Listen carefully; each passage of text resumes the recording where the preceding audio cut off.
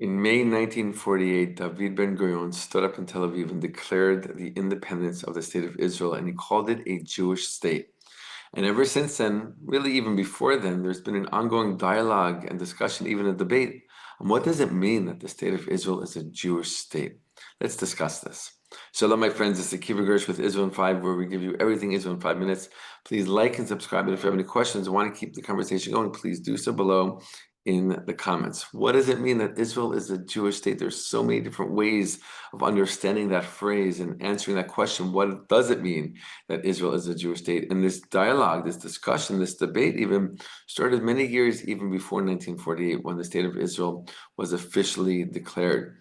Many of the early Zionist leaders at the end of the 1800s, early 1900s, talked about this. What does it mean, right, that there should be a Jewish state? For some, it was just a place for Jews to be free and protected and safe in their own country, with a Jewish government, with Jews basically deciding their fate for themselves and not being held to the whims and policies of foreign governments. Right? That was one way of understanding a Jewish state. It's literally simply a place for Jews to live and to be safe. For others, no, the culture needed to be Jewish, right? The cultural expressions, the customs, the traditions of the country had to be based in Judaism, maybe not religious, but definitely inspired by thousands of years of Jewish thought and ideas and values and understandings. And for others, a Jewish state meant it's a religious state, right? That the laws of the country are based on the laws of Judaism, of the Torah from thousands of years ago, for thousands of years, right? Customs that have been in place, whether it has to do with Shabbat or all kinds of other things in the country. And so this has been a debate, a dialogue, a discussion for many, many decades. And still we see it today in modern day Israel, many years since 1948. And this comes to expression in many different ways. A classic example, a classic point of contention in modern day Israel is public transportation on Shabbat. On one side of Shabbat, there should be a different day. It's a day of rest, right? Traditionally, we don't use cars, we don't use motor vehicles. And so there are some people in the country who don't want public transportation to happen, the buses, the trains, because they're supported by the government. They don't want their government supporting what they see as the breaking of Shabbat. And then the other side of the discussion is like, no, there are Jews in Israel say, I'm not religious, I don't keep Shabbat fully, and I don't have a car, and I need public transportation to get from one place to another. And this is my day off, and I want to be able to go to the beach or visit friends somewhere in the country. And I need buses and trains to run. So this is one very, very classic point of contention, and shows how different people have different understandings of what it means for the state of Israel to be a Jewish state. In this ongoing war, we see many ways in which this debate comes to the surface, right? Around the hostages specifically. Now, again, of course, I've said this in so many videos before.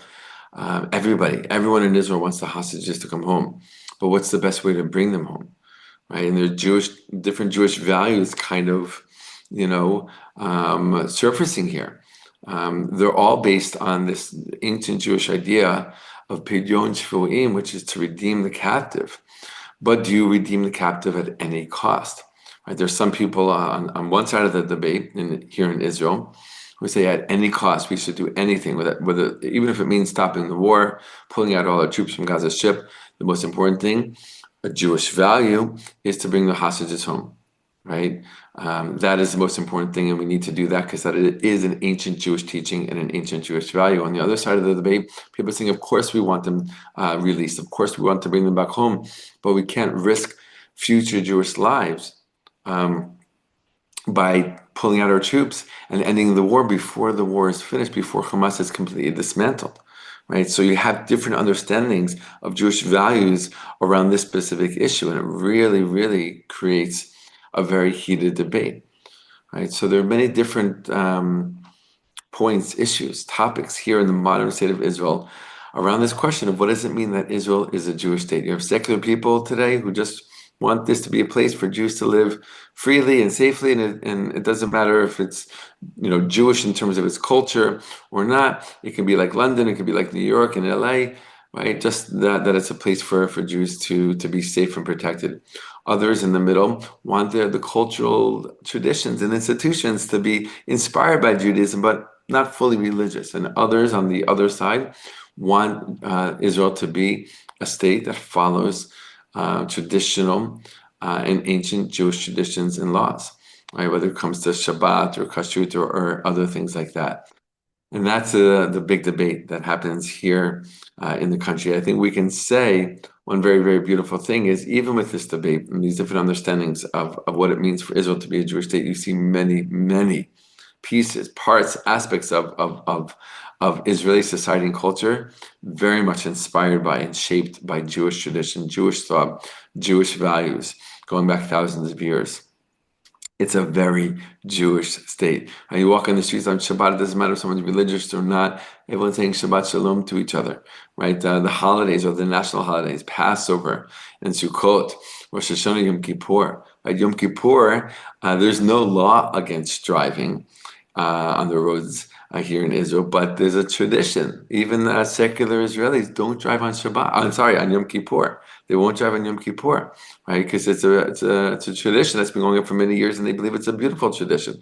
So you see many aspects shaped by Judaism, by Jewish thought, even religious practice and culture. So while there is this debate and an ongoing debate, it's very, very clear that the state of Israel is a Jewish state, just like David Ben-Gurion declared in 1948, many years ago. And it continues to take shape and take form year after year. All the best, my friends, and be well.